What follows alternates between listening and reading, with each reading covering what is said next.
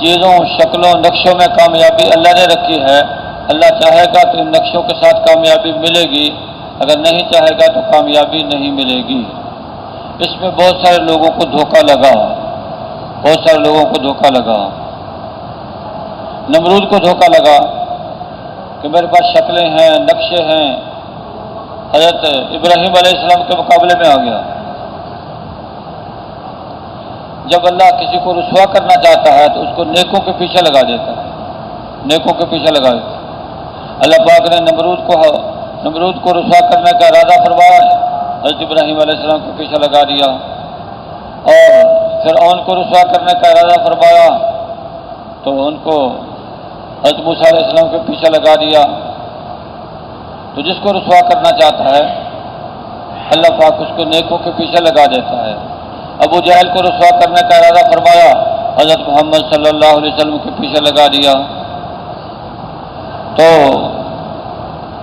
ان کائناتی نقشوں میں کامیابی اپنی نہیں ہے، اس کا نفع نقصان اپنا نہیں ہے، اللہ نے رکھا ہے۔ جب تک اللہ چاہے گا اس سے نفع ہوگا، اور جب اللہ کا ارادہ نہیں ہوگا تو پھر اس سے نفع نہیں ہوگا۔ نمرود نے کئی 100 سال حکومت کی ہے۔ 400 سال کا زمانہ تو وہ ہے جب اس کے ناک میں اللہ نے مچھر کو گھسایا اور اس کے سر کو پٹوایا، 400 سال کا زمانہ تو وہ ہے۔ حضرت ابراہیم علیہ السلام نے دعوت دی، دعوت دیتے رہے لیکن مانا نہیں۔ پھر اللہ نے فرشتے کو بھیجا، فرشتے نے اس کو دعوت دی، ایک دفعہ دعوت دی نہیں مانا، پھر دوبارہ دعوت دی پھر نہ مانا، پھر تیسری مرتبہ دعوت دی پھر نہ مانا۔ کہنے لگا تم اپنے لشکر کو لے آؤ، میں بھی اپنے لشکر کو لاتا ہوں۔ نمرود نے اپنا لشکر مرتب کیا، اللہ پاک نے ادھر سے مچھروں کا لشکر بھیجا، مچھر وہ چھا گئے ان کے اوپر، اور ان کے لشکر پر اللہ نے مچھروں کو مسلط کر دیا، ان کا خون پی گئے، ان کا گوشت کھا گئے، ان کی ہڈیوں کو چکنا کر کے چھوڑ دیا۔ یہ اللہ کے مقابلے میں آتا ہے؟ اللہ کی ادنا مخلوق کا مقابلہ تو کر نہیں سکتا۔ ایک مچھر کو اللہ نے گھسایا نمرود کے سر میں، اور اس کا دماغ چاٹتا تھا۔ پہلے امر شاہی یہ تھا کہ جو بھی دربار میں آئے پہلے سجدہ کرے پھر غلہ ملے گا۔ اب حکم بدل گیا کہ جو بھی دربار میں آئے دو ہتھڑ مارے نمرود کے سر پر، پھر اس کو غلہ ملے گا۔ حکم بدل گیا۔ یوں اللہ نے اس کے سر کی کھوپڑی کو توڑوا دیا۔ اس سے ملک نہیں چھینا، اس سے مال نہیں چھینا، لیکن یوں اللہ نے اس کو تہس نہس کر دیا۔ حضرت ابراہیم علیہ السلام ان کے والد بت بناتے بھی تھے، بت بیچتے بھی تھے۔ حضرت ابراہیم علیہ السلام نے اپنے والد صاحب کو دعوت دی، ابا جان یہ بت نہ تو آپ کو رزق دیتے ہیں، نہ آپ کو پلاتے ہیں، نہ آپ کو نفع دیتے ہیں، آپ ان کی عبادت کیوں کرتے ہیں؟ جب ان کے ہاتھ میں کچھ نہیں ہے آپ ان کے پیچھے پڑے ہوئے کیوں ہیں؟ میں تو ان سے بیزار ہوں۔ ابا جان آپ شیطان کے پیچھے لگے ہوئے ہیں، آپ میرے پیچھے لگے ہیں، مجھے اللہ نے علم و حکمت دی ہے تو میں آپ کی صحیح رہبری کروں گا۔ تو والد نے کہا ابراہیم تو مجھے اپنے باپ دادا کے دین سے برگشتہ کرنا چاہتے ہو، ان سے ہٹانا چاہتے ہو؟ آئندہ میرے سے بات کی تو میں تجھے پتھر مار مار کے سنسار کر دوں گا، اور نکل جاؤ یہاں سے۔ حضرت ابراہیم علیہ السلام سلام کر کے نکل گئے۔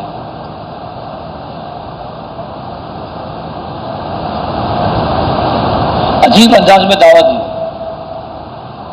وہ لوگ ستاروں اور سیاروں کو بھی پوجتے تھے اور بتوں کو بھی پوجتے تھے۔ تو جب ستارہ طلوع ہوا، چمکدار ستارہ، حضرت ابراہیم علیہ السلام کہنے لگا کہ یہ چمکدار ہے، یہ میرا رب ہو سکتا ہے، لیکن وہ غروب ہو گیا۔ فرمانے لگے جو غروب ہو جائے وہ رب نہیں ہو سکتا۔ پھر چاند نکلا، کہا یہ اس سے بڑا ہے، اس سے زیادہ روشن ہے، یہ میرا رب ہو سکتا ہے۔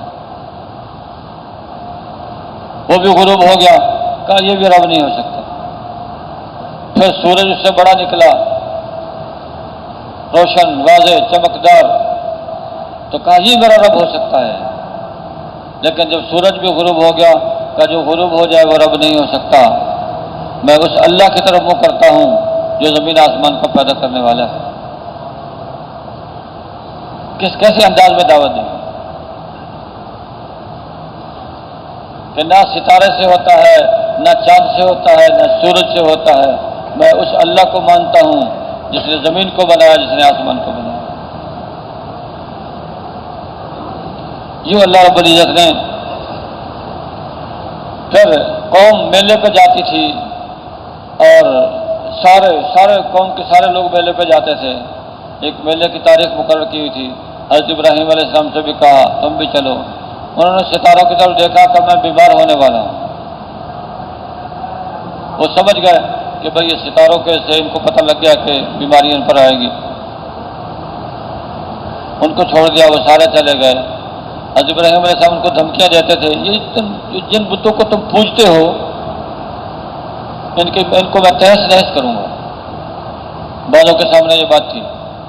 تو وہ لوگ تو میلے پہ چلے گئے، حضرت ابراہیم علیہ السلام بت خانے میں گئے، ان کے سامنے عمدہ کھانے رکھے ہوئے ہیں، عمدہ کھانے اور عمدہ پھل اور چیزیں اور غذائی سامان رکھا ہوا ہے۔ حضرت ابراہیم علیہ السلام نے فرمایا تم کھاتے کیوں نہیں ہو؟ یہ کھانے تمہارے سامنے بہترین کھانے رکھے ہو، کھاتے کیوں نہیں ہو؟ پھر فرمایا تم بات کیوں نہیں کرتے ہو؟ وہ تو بت ہے، وہ کیا بات کریں گے؟ ہتھوڑا لے کے جو توڑنا شروع کیا، ان کی ہڈی پسلی برابر کر دی، اور ہتھوڑا جو ہے یا تو بڑے بت کے ہاتھ میں دے دیا اور یا اس کے کندھے پہ رکھ دیا۔ ہتھوڑے کا ذکر بھی آتا ہے، کلہاڑے کا ذکر بھی آتا ہے۔ قوم جب واپس آئی کیا دیکھتی ہے کہ ان کے بتوں کا تو حشر نشر کسی نے کر رکھا ہے، یہ کس نے کیا ہے؟ کہنے لگے وہ ایک جوان ہے جس کا نام ابراہیم ہے، وہ ایسی ویسی باتیں کرتا رہتا تھا ان کے بارے میں، تو اس نے ہی کیا ہوگا۔ لوگ جمع ہو گئے کہ اگر ایسے کچھ کہیں گے تو اچھا نہیں ہے، پہلے اپنے سامنے بلا کے مجلس کے سامنے جب اقرار کرے گا پھر اس کو سزا دیں گے۔ ابراہیم ہمارے بتوں کا یہ حشر نشر تم نے کیا؟ حضرت ابراہیم علیہ السلام فرمانے لگے کہ آلہ قتل کس کے پاس ہے؟ تمہارا قانون ہے جس کے پاس آلہ قتل ہو وہ قاتل شمار ہوتا ہے، آلہ قتل دیکھو کس کے پاس ہے۔ وہ تو بڑے بت کے ہاتھ میں ہتھوڑا یا اس کے کندھے پر کلہاڑا، تو سر جھکایا، کہنے لگے آپ کو پتہ تو ہے یہ بولتے تو ہے نہیں ہیں۔ حضرت ابراہیم علیہ السلام نے فرمایا تف ہے تمہارے اوپر، تم پوجا کرتے ہو ان بتوں کی جو بول کے بتا نہیں سکتے، اور کوئی ان کو توڑنا چاہے تو وہ اپنی حفاظت نہیں کر سکتے۔ تمہیں کیا ہو گیا؟ تم اللہ کی عبادت کیوں نہیں کرتے ہو؟ کھسیانے ہو گئے۔ پھر کہنے لگے اگر تم نے اپنے بتوں کی مدد کرنی ہے تو اس کو سزا دو۔ سزا طے ہوئی کہ آگ جلا کے حضرت ابراہیم علیہ السلام کو آگ میں ڈالا جائے۔ انہوں نے آگ جلائی، حضرت ابراہیم علیہ السلام کو پکڑ کے آگ میں ڈالنے کا ارادہ کیا۔ اب آگ کی تپش اتنی ہے قریب جا نہیں سکتے۔ شیطان نے ان کو سجھایا منجنیق بناؤ، اس میں ڈالو اور ڈال کے پھر آگ کے اندر پھینک دو۔ حضرت ابراہیم علیہ السلام کو انہوں نے پکڑا، ہاتھ پر رسی سے باندھے منجنیق میں رکھ کے ان کو آگ میں پھینک دیا۔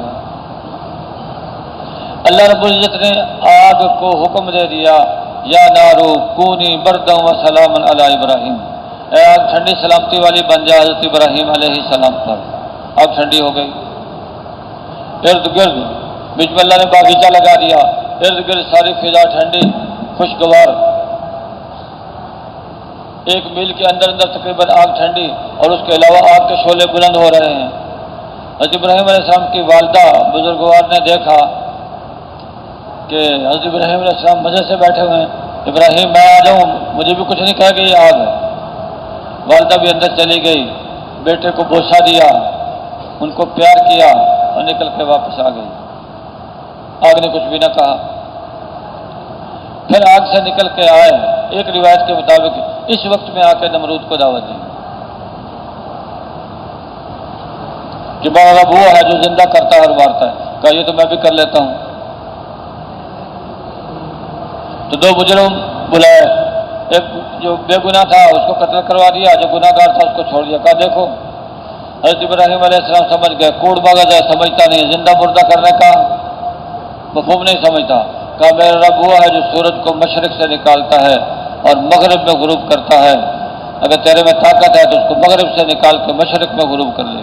فبہت الذی کفر، کافر مبہوت ہو گیا، اس سے کوئی جواب نہیں بن پڑا، اس سے کوئی جواب نہیں بن پڑا.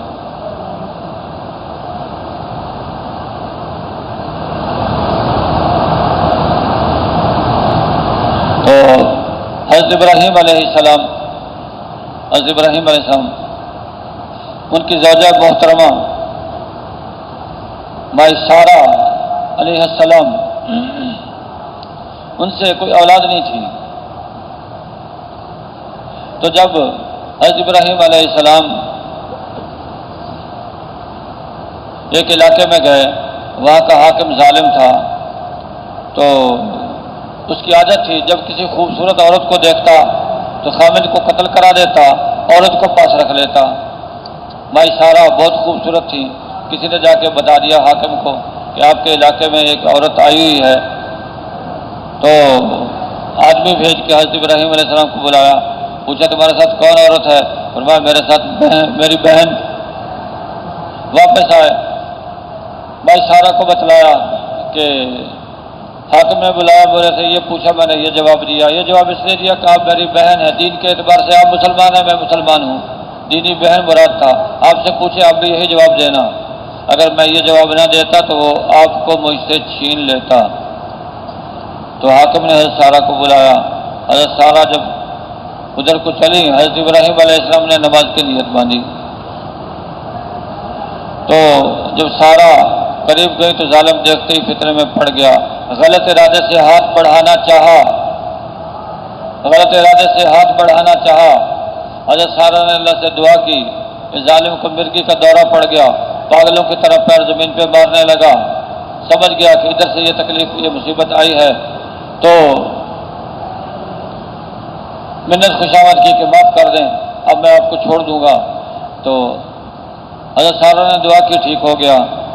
جب ٹھیک ہو گیا تو پھر خناس دماغ میں گھسایا، تو پھر غلط ارادے سے ہاتھ بڑھانے کا ارادہ کیا. حضرت سارہ نے پھر دعا مانگی، پھر پاگل ہو گیا. تو پھر سمجھ گیا کہ میں قادر نہیں ہو سکتا، پھر منت خوشامد کی. حضرت سارہ نے دعا کر دی، پھر ٹھیک ہو گیا. دربان کو بلایا، تم کس کو میرے پاس لے آئے؟ یہ تو مجھے انسانی نسل میں سے نہیں لگتی، لے جاؤ اس کو واپس کر دیا. ایک باندی بھی ہدیے میں دی. حضرت سارہ جب واپس گئیں، کیا دیکھتی ہیں؟ حضرت ابراہیم علیہ السلام اس وقت تک نماز میں کھڑے ہیں. ان کے نماز میں اشارے سے بات کرنا جائز تھا. اشارے سے پوچھا کیا ہوا؟ ساری کارگزاری بتا دی. یوں کر کے اللہ نے حفاظت فرما دی. تو مائی سارہ اور حضرت ابراہیم علیہ السلام، عرصہ گزر گیا، وہ بڑی عمر ہو گئی، کوئی اولاد نہیں ہے. مائی سارہ نے کہا کہ یہ میری باندی ہے، مجھے جو ہدیے میں ملی ہے، یہ میں آپ کو ہدیے میں دیتی ہوں، ہو سکتا ہے اللہ آپ کو اولاد دے دے. ان سے پھر حضرت اسماعیل علیہ السلام پیدا ہوئے. مائی ہاجرہ، ان کا نام تھا مائی ہاجرہ علیہ السلام. ان سے حضرت اسماعیل علیہ السلام پیدا ہوئے. حضرت اسماعیل علیہ السلام پیدا ہوئے تو اب لوگوں نے اکسایا مائی سارہ کو کہ آپ کی تو باندی آگے بڑھ گئی آپ سے. پھر اللہ کے حکم سے حضرت ابراہیم علیہ السلام نے مائی ہاجرہ کو، ان کے بیٹے حضرت اسماعیل علیہ السلام کو ایسی وادی میں چھوڑا، بواد غیر ذی زرع عند بیتک المحرم، بے آب ہو گیا وادی، وہاں جا کے چھوڑ دی. پھر اللہ رب العزت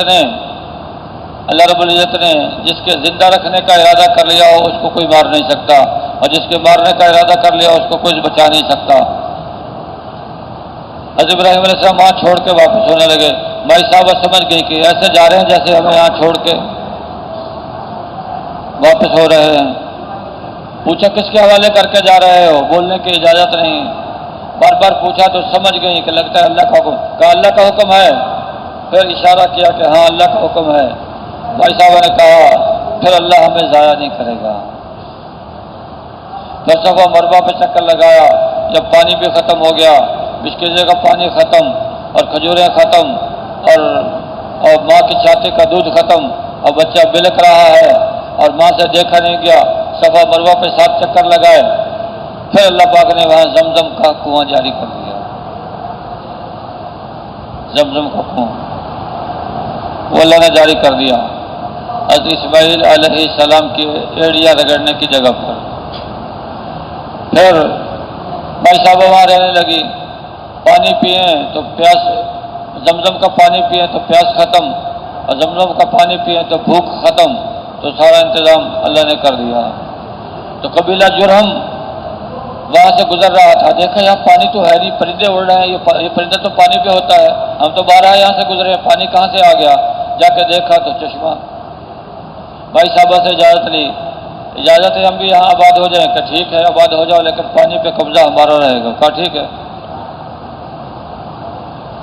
تو پانی پہ قبضہ ان کا اور زندگی گزرتی رہی. پھر حضرت اسماعیل علیہ السلام کا نکاح اسی قبیلہ جرہم میں ہوا. حضرت ابراہیم علیہ السلام تشریف لائے تو حضرت اسماعیل علیہ السلام موجود نہیں تھے. بہو سے پوچھا کیسے گزر بسر ہو رہی ہے؟ کہ بڑی مشکل سے تنگی ترشی کے ساتھ گزارا ہو رہا ہے. اور واپسی پر جب حضرت اسماعیل علیہ السلام نے پوچھا ایسا لگتا ہے کوئی آیا ہے؟ کہ جی ہاں ایک بزرگ آئے تھے اور حال احوال پوچھا. میں نے یہ بتایا، انہوں نے فرمایا اسماعیل کو میرا سلام کہہ دینا اور کہنا کہ چوکھٹ کو بدل دیں. فرمایا وہ میرے والد بزرگوار تھے، چوکھٹ کو بدلنے کا مطلب ہے آپ کو طلاق. پھر دوبارہ نکاح اسی قبیلے میں ہوا. پھر ملنے کے لیے آئے، پھر ملاقات نہیں ہوئی. دوبارہ میں فرمایا کہ چوکھٹ کو باقی رکھنا. اب حضرت ابراہیم علیہ السلام خلیل ہیں، خلت کا حق ادا کیا ہے، ہر امتحان میں کامیاب ہوئے ہیں، ہر امتحان میں کامیاب ہوئے ہیں. تو اب ایک تو بڑھاپے کی اولاد سے محبت زیادہ ہوتی ہے اور خاص طور پر جب بچہ باپ کے ساتھ دوڑنے کے قابل ہو جائے تو پھر اور زیادہ محبت ہو جاتی ہے. جب باپ کے ساتھ دوڑنے کے قابل ہو گئے اب اللہ نے حکم دیا. کیسے حکم دیا؟ حضرت ابراہیم علیہ السلام نے خواب دیکھا. خواب میں کیا دیکھا؟ کہ بیٹے کو ذبح کر رہے ہیں. نبی کا خواب تو وہی ہوتا ہے، خواب میں تعویل ہو سکتی تھی لیکن تعویل نہیں کی، بیٹے کو ذبح کرنے کے لیے تیار ہو گئے اور لے کے گئے جہاں ذبح کرنا تھا. تو وہاں حضرت ابراہیم علیہ السلام نے فرمایا تھا اسماعیل علیہ السلام سے کہ بیٹا اللہ نے حکم دیا تجھے ذبح کروں. کہ ابا جان آپ کر گزریے جس چیز کا حکم، آپ مجھے صابرین میں سے پائیں گے. پھر آپس میں باپ بیٹے کی گفتگو ہوئی. حضرت اسماعیل علیہ السلام نے عرض کیا ابا جان تو جب آپ مجھے ذبح کرنے لگے میرے ہاتھ پر رسی سے اچھی طرح باندھ دینا کہ میں حرکت نہ کر سکوں اور اپنے کپڑے سمیٹ لینا، ایسا نہ ہو کہ میرے خون کے چھینٹوں سے آپ کے کپڑے آلودہ ہو جائیں، میرا ثواب گھٹ جائے. اور چھری کو میری گردن پہ جلدی جلدی چلانا کیونکہ موت بڑی سخت چیز ہے. اور میرا یہ خون آلود کرتا میری والدہ کے پاس لے جانا، میرا ان کو سلام کہہ دینا اور یہ کرتا بھی دے دینا ان کو، ہو سکتا ہے اس سے ان کو کچھ تسلی ہو. اور ابا جان جب مجھے ذبح کرنے لگے مجھے اوندا لٹا دینا، ایسا نہ ہو کہ شفقت فطری کی وجہ سے آپ کا ہاتھ رک جائے. حضرت ابراہیم علیہ السلام نے اب آنکھوں پہ پٹی ہے اور بیٹے کو اوندا لٹایا ہوا ہے اور چھری نبوی طاقت سے چل رہی ہے. اللہ پاک نے گردن اور چھری کے درمیان کانسی کا یا پیتل کا ٹکڑا کر دیا، اس نے کاٹا ہی نہیں، دمبا ذبح ہو گیا. اللہ پاک نے تو بیٹے کی قربانی مانگی تھی لیکن اللہ قربانی مانگتے ہیں لیتے نہیں، تو دمبا ذبح کرا دیا. تو یہ حضرت ابراہیم علیہ السلام کی قربانی ہے، جو ان کی سنت جاری ہے، یہ جو امت قربانی اب کر رہی ہے. قربانی حضرت ابراہیم علیہ السلام کی سنت. تو امتحان پہ امتحان لیا حضرت ابراہیم علیہ السلام کا. ایک تو اولاد نہیں تھی، پھر بڑھاپے میں اولاد ملی، پھر اللہ پاک نے آزمایا، حکم دیا تو بیٹے کو नौज़ायदा बेटा है और वालदा को जंगल में छोड़ा और फिर वहाँ गए तो तलाक दिलवा दी, दोबारा गए तो फिर चौखट के बाकी रखने का हुक्म दिया और फिर जो है फिर बेटे को ज़बह करने का हुक्म दे दिया, सारे इम्तिहानों में कामयाब होते चले गए। फिर हज़रत इस्माइल, ये कुर्बानी वाला ख़ानदान, कुर्बानी पे कुर्बानी हज़रत इस्माइल अलैहिस्सलाम के औलाद में हज़रत मोहम्मद सल्लल्लाहु अलैहि वसल्लम पैदा हुए। कबीला जुरहम की दूसरी औरत से जो निकाह हुआ तो इससे फिर आगे नस्ल चली, हज़रत मोहम्मद सल्लल्लाहु अलैहि वसल्लम पैदा हुए। हज़रत इब्राहीम अलैहिस्सलाम की औलाद में हज़रत याकूब अलैहिस्सलाम भी हैं, हज़रत यूसुफ अलैहिस्सलाम भी हैं, हज़रत मूसा अलैहिस्सलाम हैं, हज़रत ईसा अलैहिस्सलाम हैं, लेकिन ये हज़रत इसहाक अलैहिस्सलाम की औलाद में पैदा हुए। हज़ारों नबी पैदा हुए, हज़ारों, लेकिन हज़रत मोहम्मद सल्लल्लाहु अलैहि वसल्लम बनु इस्माइल में पैदा हुए, नबी आखिर ज़मां, सैयदुल अंबिया, अफजलुल अंबिया, सारे नबियों के सरदार, सारे नबियों के इमाम। बनी इसराइल का ख्याल यह था, इसराइल ये हज़रत याकूब अलैहिस्सलाम का लक़ब है, इसराइल। तो बनी इसराइल का ख्याल यह था कि नबी आखिर ज़मां हमारे में आएंगे, हज़ारों नबी हमारे में आए हैं तो ये शराफत भी हमें हासिल होगी, लेकिन ये शराफत बनु इस्माइल को हासिल हुई, ये शराफत बनु इस्माइल को हासिल हुई।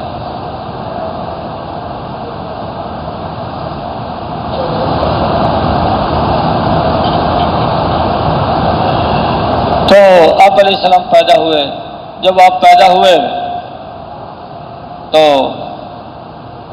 एक यहूदी कहने लगा, कुरैश बैठे हुए थे कि बनी इसराइल में कोई बच्चा पैदा हुआ है कि नहीं, कुरैश में कोई बच्चा पैदा हुआ है कि नहीं, पता करो।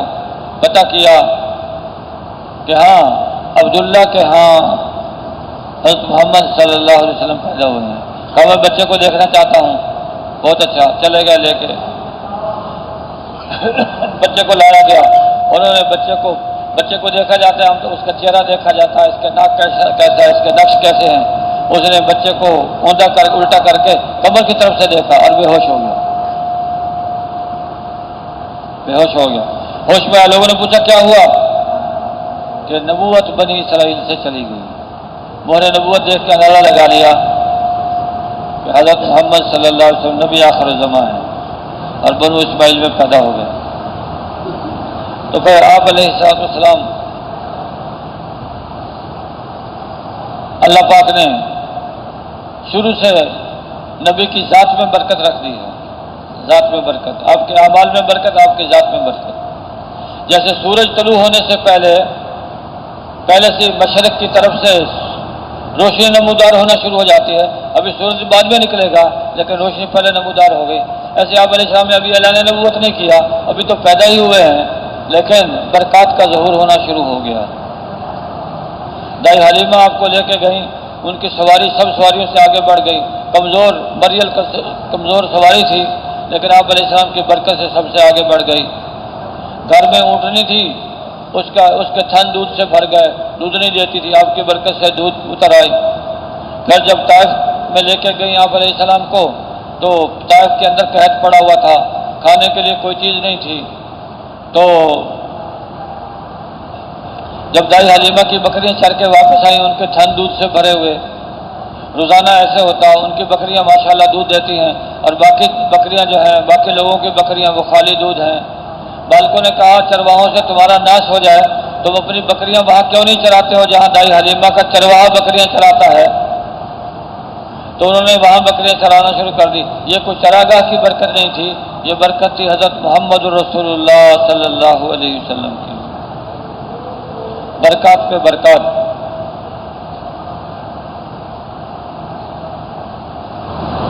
दो साल तरबियत की, फिर लेके आई भाई आमिना के पास, आप अलैहिस्सलाम की वालिदा बुजुर्गवार, उनके पास लेके आई और बहाना बनाया कि मक्के में भी बीमारी है, मैं इसको वापस लेके जाती हूँ, जब बीमारी दूर हो जाएगी फिर ले आऊँगी। ले गई, फिर शक सदर का वाक़ा पेश आया, फिर वापस कर दिया। और वापस करके वालिदा ने पूछा क्यों वापस क्यों कर दिया, उन्होंने सारी कारगुजारी बता दी। यूँ करके دو آدمی آئے ہیں، ان کا سینہ چاک کیا ہے، دل نکالا ہے اور دوبارہ پھر دل کو اندر رکھا دھو کے، اور یہ سلائی کے نشان آپ کے سینے پر تھے، اس لیے کہا ہم ڈر گئے۔ تو والدہ کے پاس رہنا شروع کیا۔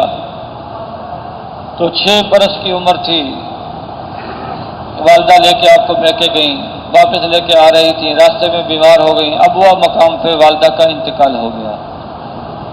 پھر دادا عبد المطلب کی تربیت میں آئے، 8 سال کی عمر میں دادا بھی چل بسے۔ پھر چچا ابو طالب کی تربیت میں آئے۔ ابو طالب نے اپنے بھتیجے کی تربیت بیٹوں سے بڑھ کے کی ہے، بیٹوں سے بڑھ کے کی، ہر طرح کا خیال رکھا۔ آپ علیہ السلام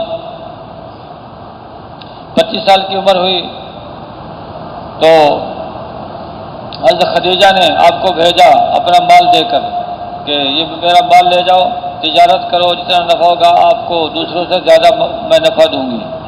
آپ علیہ السلام تشریف لے گئے، مال جا کے بیچا، جتنا دوسروں کو نفع ہوتا ہے اس سے زیادہ نفع ہوا۔ تو خدیجہ کا غلام صاحب تھا، اس نے واپس آ کے ساری کارگزاری بتلائی، آپ کی صفات کو بیان کیا۔ تو حضرت خدیجہ رضی اللہ تعالی عنہ، ان کے پاس بڑے مالداروں کے رشتے آئے تھے، بیوہ ہو گئی تھی، تو لیکن کسی پر نکاح کے لیے تیار نہیں ہوئی، لیکن آپ علیہ السلام کی صفات سنی تو پھر آپ کو پیغام نکاح بھیجا، آپ کے ساتھ نکاح ہو گیا۔ حضرت خدیجہ مکے کی مالدار عورت تھی، شریف عورت تھی، آپ کے نکاح میں آئیں اور آپ کا ساتھ دیا، آخری زندگی تک ساتھ دیا۔ اور جب آپ کی عمر 40 سال کے قریب ہوئی تو آپ غاروں میں تشریف لے جاتے، وہاں ستو کھانا لے جاتے اور 3-3 4-4 دن وہاں عبادت کرتے، پھر واپس آتے، پھر دوبارہ پانی اور ستو وغیرہ لے جاتے۔ کبھی کبھی حضرت خدیجہ رضی اللہ تعالی عنہ آپ کو تلاش کر کے اور کس گھر میں ہے وہاں کھانا وغیرہ پہنچا کے آ جاتے۔ وہیں آپ علیہ السلام کوئی ذکر اور اپنی عبادت کرتے رہتے ہیں۔ ایک دفعہ غار ہرا میں تھے، فرشتہ آیا، کہا اقرا، کہ وما انا بقارئ، میں نے پڑھنا لکھنا نہیں سیکھا۔ 3 دفعہ بھیجا تو آپ واپس آئے، گھر آ کر خدیجہ سے کہا مجھے چادر اڑا دے، مجھے جان کا خطرہ ہے۔ تسلی دی کہ نہیں، آپ تو غریبوں کے خیر خواہ ہیں، بیواؤں کے سہارا ہیں، اللہ آپ کو ضائع نہیں کرے گا۔ آپ کو تو تسلی دے دی لیکن خود بے تسلی ہو گئی کہ واقعہ کیا پیش آ گئے۔ پھر چچا زاد بھائی ورقہ ابن نوفل جو اس وقت کے بڑے عالم تھے، ان کے پاس لے کے گئیں، انہوں نے پہچان لیا کہ یہ شخص ہونے والا نبی ہے، اور یہ فرمایا کہ جب آپ کی قوم مکے سے نکالے گی، کاش کہ میں جوان ہوتا، میں بوڑھا ہو گیا ہوں، کاش کہ جوان ہوتا، جب قوم آپ کو نکالتی تو میں آپ کی مدد کرتا۔ آپ نے تاجب سے پوچھا کیا قوم مجھے نکال دے گی؟ کہ ہاں، نبی جب دعوت دیتا ہے تو قوم نکالتی ہے۔ پھر ورقہ بن نوفل کا تو انتقال ہو گیا، پھر وہ دن بھی آ گئے کہ جب مکے والوں نے آپ کو نکالا۔ آپ نے مکے میں دعوت دینا شروع کی، پہلے 3 سال چپکے دعوت دی، چپکے دعوت دی۔ اور دعوت کیا ہے؟ لا الہ الا اللہ محمد رسول اللہ، اللہ کے سوا کوئی عبادت کے لائق نہیں، حضرت محمد صلی اللہ علیہ وسلم اللہ کے رسول ہیں۔ اللہ کی الوہیت کو بیان کیا، اپنے رسالت کو بیان کیا، یہ دعوت تھی آپ، اور یہی دعوت چلی سال یہی دعوت، بس ابھی نماز کا حکم نہیں آیا، روزے زکوٰۃ کا حکم نہیں آیا، کوئی اور اوامر نازل نہیں ہوئے، بس لا الہ الا اللہ کی دعوت، نبی سکھانے والا، صحابہ سیکھنے والے، تو سال لگ گئے اس دعوت میں۔ سن 1090 میں آپ علیہ السلام کو معراج نصیب ہوئی، 1090 میں، تو پھر نماز کا تحفہ ملا ہے، اس کے بعد نماز فرض ہوئی۔ آپ علیہ السلام فرشتہ آیا، آپ کو وضو کا طریقہ بتایا اور نماز پڑھ، پہلے دن ساری نمازیں اول وقت میں پڑھائیں، دوسرے دن ساری نمازیں آخری وقت میں پڑھائیں، اور پھر بتا دیا کہ دونوں کے بیچ میں نمازوں کے اوقات ہیں۔ پھر آپ علیہ السلام نے صحابہ سے مشورہ کیا، نماز فرض ہوگی، لوگوں کو کیسے جمع کریں؟ تو ایک صحابی جو پرانے صحابی نہیں ہیں، نئے صحابہ میں سے ہیں، تو آپ نے جب سب کو جمع کیا تو تو کسی نے کہا جی جمع کرنے کے لیے لکڑی بجا دیا کریں، کسی نے کہا گھنٹی بجا دیا کریں، کسی نے کہا جی آگ جلا دیا کریں، اور بھائی یہ تو غیروں کا طریقہ، یہ اختیار نہیں کرنا۔ یہاں اللہ کے نبی نے متوجہ کیا کہ غیروں کا طریقہ اختیار نہیں کرنا، حالانکہ عبادت کے لیے جمع کرنا تھا۔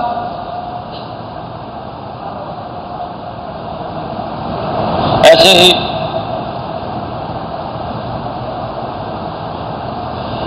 آپ علیہ السلام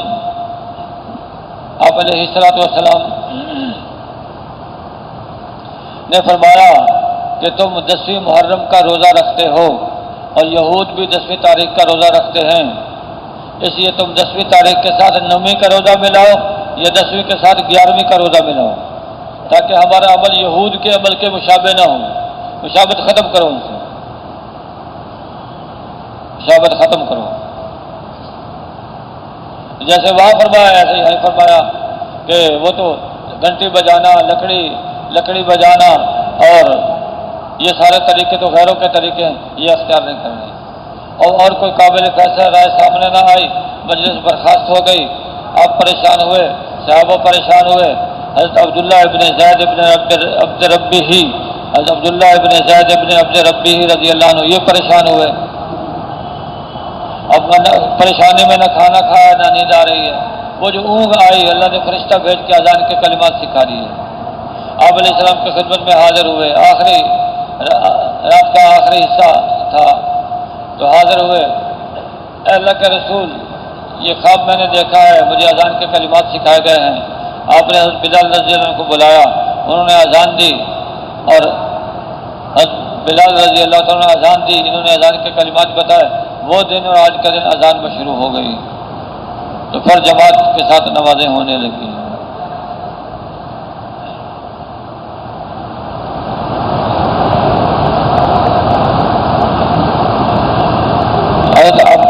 حضرت ابو معذورہ رضی اللہ تعالیٰ عنہ، آپ گزر رہے ہیں، ابو معذورہ اس وقت مسلمان نہیں ہوئے تھے، بچے تھے، تو یہ اذان کہہ رہے ہیں، اذان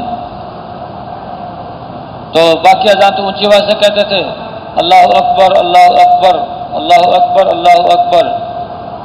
آج جب شہادتین کا وقت آتا، اشہد ان لا الہ الا اللہ، وہ تو بتوں کو پوچھتے تھے، یہ ایسا کہتے ڈر کے، اشہد ان لا الہ الا اللہ، اشہد ان محمد رسول اللہ، میں گواہی دیتا ہوں کہ محمد صلی اللہ علیہ وسلم کے رسول ہیں۔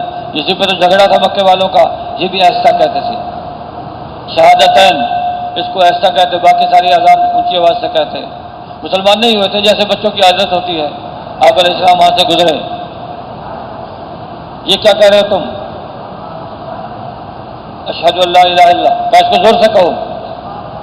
پھر انہوں نے زور سے کہا، اشہد ان لا الہ الا اللہ، اشہد ان لا الہ الا اللہ، اشہد ان محمد رسول اللہ، اشہد ان محمد رسول اللہ۔ پھر حضرت ابو معذورہ رضی اللہ عنہ بعد میں مسلمان ہو گئے، تو ساری زندگی ایسے ہی اذان دیتے تھے، یعنی 2 دفعہ کے بجائے 4 دفعہ شہادت ان کو پڑھتے تھے، 2 دفعہ ایسا 2 دفعہ کہ میں نے اللہ کے نبی سے ایسے ہی سنا ہے، ایسے ہی سیکھا ہے۔ تو خیر اذان میں شروع ہو گئی اور لوگ نماز کے لیے جمع ہونے لگے، تو نمازیں 50 نمازیں فرض ہوئی تھیں، پھر ہوتے ہوتے 5 رہ گئیں۔ اب یہ امت 5 نمازیں پڑھے گی، 50 کا ثواب ملے گا۔ اور نماز ایسی عبادت ہے جس سے حب جاہ ختم ہوتی ہے، حب جاہ، حب مال بھی بہت دیر سے ختم ہوتی ہے، لیکن حب جاہ جو ہے مرتبے کی محبت، آدمی اپنے آپ کو کچھ سمجھتا ہے، کوئی بڑائی چاہتا ہے، یہ بہت دیر سے ختم ہوتی ہے۔ تو نماز کے اندر حب جاہ کا علاج ہے۔ جب کھڑا ہوتا ہے آدمی نماز میں تو تواضع کے ساتھ کہ اللہ کے سامنے کھڑا ہوں، اللہ بڑا ہے۔ پھر رکوع میں اللہ کے سامنے جھک جاتا ہے، سجدے میں اللہ کے گویا قدموں میں سجدہ سر رکھ دیا، تو اس سے اب علاج ہو رہا ہے، نماز سے علاج ہو رہا ہے۔ اور نماز کے ذریعے سے آدمی کے اندر پاکیزگی آتی ہے۔ اگر نماز فرض نہ ہوتی، دن میں 5 مرتبہ وضو کون کرتا؟ اور اگر نماز فرض نہ ہوتی تو آدمی اپنے بدن کو پاک کیسے رکھتا ہے؟ تو کیا اللہ نے فضل فرما دیا، آدمی جتنا بھی مشغول ہو، دن میں 5 مرتبہ اپنے منہ کو صاف کرتا ہے، ناک میں پانی ڈالتا ہے، چہرے کو دھوتا ہے، ہاتھوں کو دھوتا ہے، پاؤں کو دھوتا ہے اور وہ اللہ کے سامنے کھڑا ہوتا ہے۔ تو یہ نعمت ہے، یہ واقعی ہدیہ ہے، لیکن ہم اس کو سمجھتے نہیں ہیں۔ اللہ کی طرف سے تحفہ ہے نماز، تحفہ ہے۔ اگر نماز نہ ہوتی تو لوگ تو دنیا میں لگ کے پاگل ہو جاتے۔ اب نماز کی برکت سے آدمی دنیا کے کام کو چھوڑتا ہے، اللہ کے سامنے سجدہ ریز ہوتا ہے، پھر اللہ پاک اس کو سکون دیتا ہے، اطمینان دیتا ہے۔ تو اب نماز فرض ہو گئی اور باجماعت نماز ہونے لگی، تو شروع میں آپ علیہ السلام چھپ کے نمازیں پڑھتے تھے، چھپ کے نمازیں پڑھتے تھے۔ حضرت علی رضی اللہ عنہ سے کو دعوت دی تو مسلمان ہو گئے۔ ایک دفعہ آپ علیہ السلام اور حضرت علی رضی اللہ عنہ نماز پڑھ رہے ہیں، اوپر سے ابو طالب، چچا ابو طالب آ گئے، انتظار کیا، آپ نے سلام پھیرا، کہا تم یہ دونوں تم کیا کر رہے تھے؟ آپ نے چچا کو دعوت دی۔ چچا نے کہا یہ میرے سے نہیں ہوتا کہ میں سر نیچے کروں سرین اوپر کروں، یہ میرے سے نہیں ہوتا اس طرح۔ حضرت علی رضی اللہ عنہ بہت ہنسے، کہا ابا جان نے کیسا جواب دیا ہے، تو قبول نہیں کیا، لیکن منع بھی نہیں کیا، حضرت علی رضی اللہ عنہ کو منع نہیں کیا۔ تو اس طرح آپ علیہ السلام شروع میں چپ کے نمازیں پڑھتے تھے، پھر اعلانیہ نمازیں پڑھنے لگے، اعلانیہ نمازیں، اور شروع میں نماز کو سکھانا مشکل ہوتا تھا۔ پھر آپ علیہ السلام حضرت ارقم رضی اللہ عنہ کے گھر میں صحابہ کو چپکے سے جمع کرتے اور ان کو وہاں نماز سکھاتے، سورۃ فاتحہ سکھاتے، اتحیات سکھاتے، نماز سکھاتے۔ مکے میں کہیں کھلے طور پر بیٹھ کے آپ علیہ السلام لوگوں کو نماز نہیں بتا سکتے تھے، نماز نہیں سکھا سکتے تھے، دین نہیں بتا سکتے تھے۔ تو یوں کر کے آپ علیہ السلام نے ایسے حالات کے اندر بھی دین کی محنت کو جاری رکھا، دین کی محنت کو جاری رکھا، اور نماز سکھائی، پورا دین سکھایا، پورا دین سکھایا۔ حضرت عمر رضی اللہ عنہ کا زمانہ ہے، بازار میں تشریف لے گئے، پوچھا بازار والوں سے تم یہاں بازار دکانیں کھول کے بیٹھے ہو، تم نے بازار کا دین سیکھا ہے؟ کہ نہیں، دین تو نہیں سیکھا بازار۔ 10 دن کے لیے بازار بند کر دیا کہ پہلے دین سیکھو بازار کا، پھر بازار میں بیٹھو۔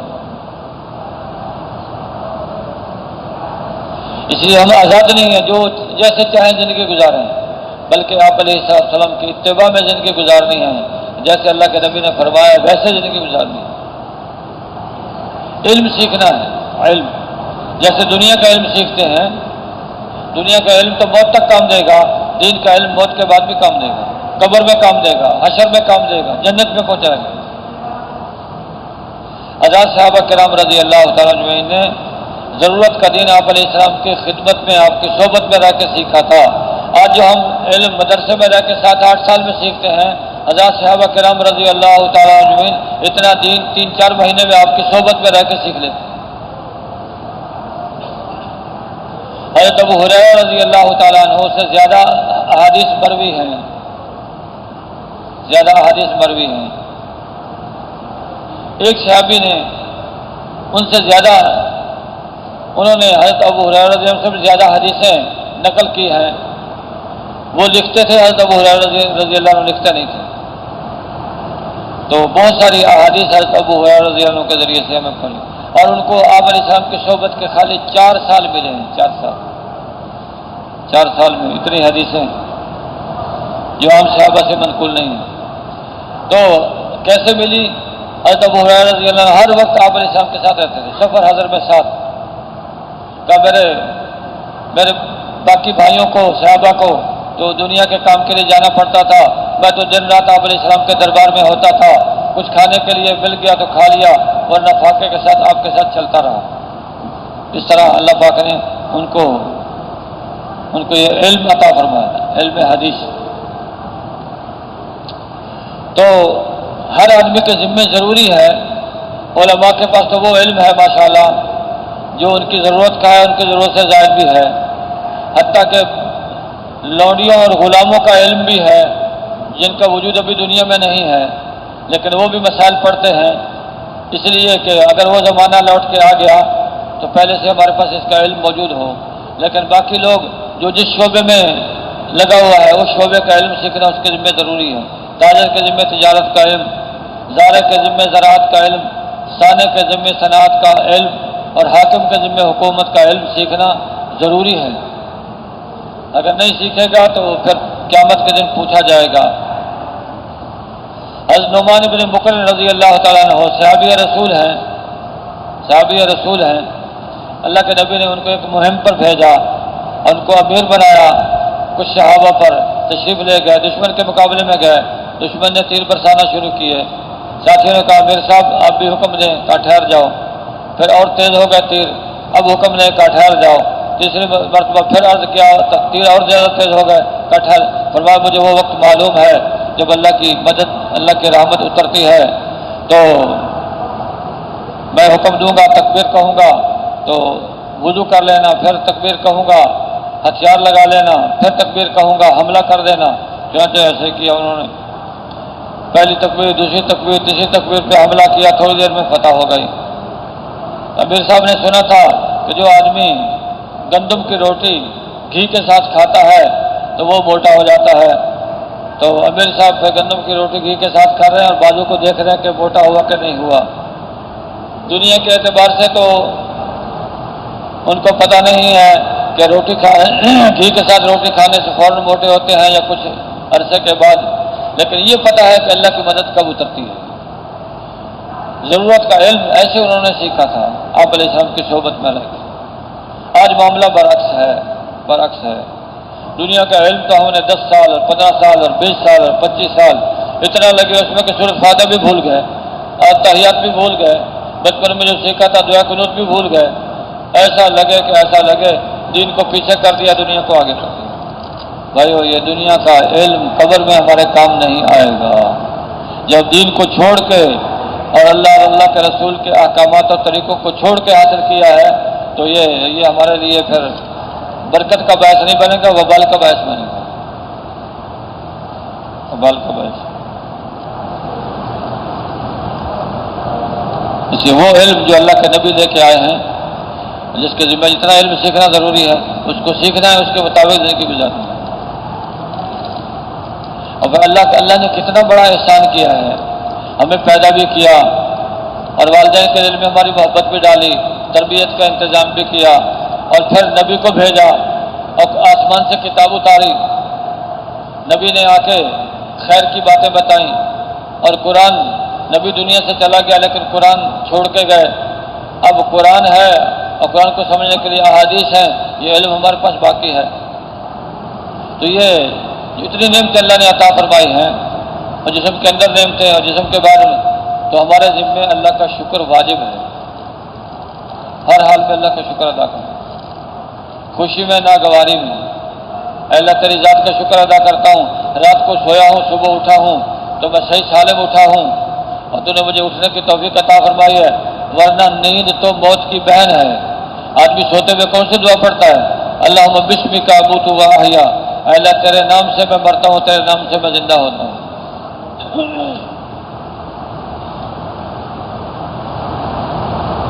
تو نیند موت کی بہن ہے۔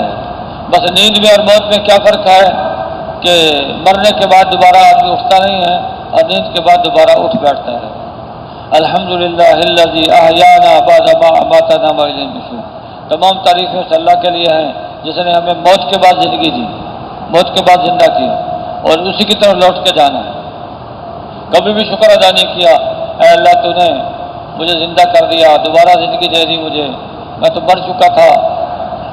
تو اللہ کی نعمتیں آدمی کو بھولی ہوئی ہیں، صبح سے لے کے شام تک، شام سے لے کے صبح تک اللہ کی نعمتیں استعمال کر رہے ہیں، اس لیے اللہ کا شکر کرنا ہمارے ذمہ واجب ہے۔ جس کا بھی کوئی احسان ہمارے اوپر ہے اس کا شکر ادا کرنا چاہیے۔ جو لوگوں کا شکر ادا نہیں کرتا وہ اللہ کا شکر بھی ادا نہیں کرتا۔ من لم یشکر الناس لم یشکر اللہ، ہر ایک کا شکر ادا کر۔ اللہ کا شکر کیا ہے کہ اللہ نے جو احکامات دیے ہیں ان پہ عمل کرنا، نماز پہ عمل، نماز پڑھنا، روزے رکھنا، رکھنا، زکوٰۃ دینا، حج کرنا، سچ بولنا، پڑوسی کے ساتھ بھلائی کرنا، یہ سارے خیر کے کام، سارے خیر کے کام۔ اور زبان سے سبحان اللہ، الحمدللہ، لا الہ الا اللہ، اللہ اکبر کرنا، یہ سب شکر میں آ جائے گا، اللہ کی تعریف کرنا۔ ایک آدمی دوسرے پر احسان کرتا ہے، اس کو لاکھوں روپے دے دیے، وہ اس کا شکر ادا کرتے کرتے کہیں سے کہیں جاتا ہے، فلاں آدمی ایسا اور ایسا اور ایسا، حالانکہ پیدا نہیں کیا، چند کوڑیاں اس کو دی ہیں، اور وہ اللہ جس نے پیدا کیا ہے اس کا شکر کتنا ادا کرنا۔ اسی صبح سے لے کے شام تک اور شام سے لے کے صبح تک ہر وقت اللہ کے ذکر میں مشغول ہیں، اللہ کے ذکر میں مشغول ہیں۔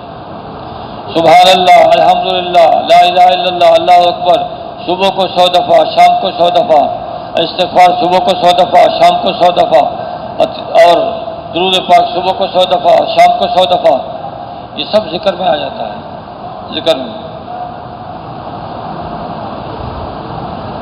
ایک حدیث میں آتا ہے جو آدمی صبح کو 100 دفعہ سبحان اللہ کہے گا اور شام کو 100 دفعہ سبحان اللہ کہے گا، اس کا اجر ایسا ہے جیسے 100 حج ادا کی، 100 حج۔ اور جو آدمی صبح کو الحمدللہ 100 مرتبہ کہے گا، شام کو 100 مرتبہ الحمدللہ کہے گا، یہ ایسا ہے جیسے 100 گھوڑے جہاد میں لیے۔ اور جو آدمی 100 دفعہ لا الہ الا اللہ صبح کو کہے گا اور 100 دفعہ لا الہ الا اللہ شام کو کہے گا، یہ ایسا ہے حضرت اسماعیل علیہ السلام کے اولاد میں سے 100 غلام آزاد کیے، 100 غلام آزاد کیے۔ اور جو آدمی 100 دفعہ اللہ اکبر صبح کو کہے گا اور 100 دفعہ اللہ اکبر شام کو کہے گا، اس دن اس سے کوئی نیکی میں نہیں بڑھ سکتا مگر وہ آدمی جو اس کلمے کو اس سے زیادہ کہے۔ تو کتنے آسان آسان کلمات اللہ نے بتا دیے جو لوگوں کے لیے پڑھنا آسان ہے، ہر کمزور سے کمزور، ہر بوڑھے سے بوڑھا، اور ہر آدمی اس کو پڑھ سکتا ہے، ہر آدمی اس کو پڑھ سکتا ہے۔ تو معمولی اعمال پر کتنے بڑے بڑے فضائل ہیں۔ اب آدمی سے گناہ سرزد ہو جاتا ہے، گناہ سرزد ہو جاتا ہے، اور گناہوں کو صاف کرنے کا اللہ نے طریقہ بتایا ہے۔ کپڑا میلا ہو جاتا ہے وہ تو صابن سے صاف ہو جائے گا، اور لوہے کو زنگ لگ جاتا ہے اس کو آگ کی بھٹی میں ڈالتے ہیں وہ زنگ دور ہو جائے گا، لیکن دل میلا ہو جائے نہ صابن سے صاف ہوگا نہ لوہے کی بھٹی سے صاف ہوگا، یہ اللہ کے ذکر سے صاف ہوگا، اللہ کے ذکر سے۔ دلوں کی صفائی کے لیے اللہ کا ذکر ہے، اور موت کی یاد ہے، موت کی یاد سے دلوں کا زنگ اترے گا، موت کی یاد سے۔ اور استغفار ہمارے گناہوں کو صاف کر۔ استغفار کسے کہتے ہیں؟ اللہ سے اپنے گناہوں کی معافی مانگنا ہے، اللہ مجرم ہوں، گناہ گار ہوں، اللہ مجھے معاف فرما دے، اللہ معاف فرمانے والا۔ آپ علیہ السلام 70 مرتبہ استغفار کرتے تھے۔ علماء فرماتے ہیں 70 مرتبہ کا مطلب یہ نہیں کہ 70 ہی مرتبہ، یعنی کثرت سے استغفار کرتے تھے، باوجود ہے کہ آپ تو بخشائے معصوم امت کو سکھایا ہے کہ آدمی کے اس سے گناہ سرزد ہوتے رہتے ہیں۔ آنکھ ہے، زبان ہے، کان ہے، اس سے زبان سے، آنکھ سے، کان سے گناہ سرزد ہوتے ہیں۔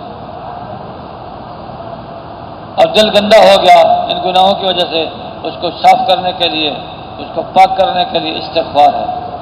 استغفر اللہ ربی من کل ذنب واتوب الیہ، استغفار، اللہ سے اپنے گناہوں کی معافی مانگنا۔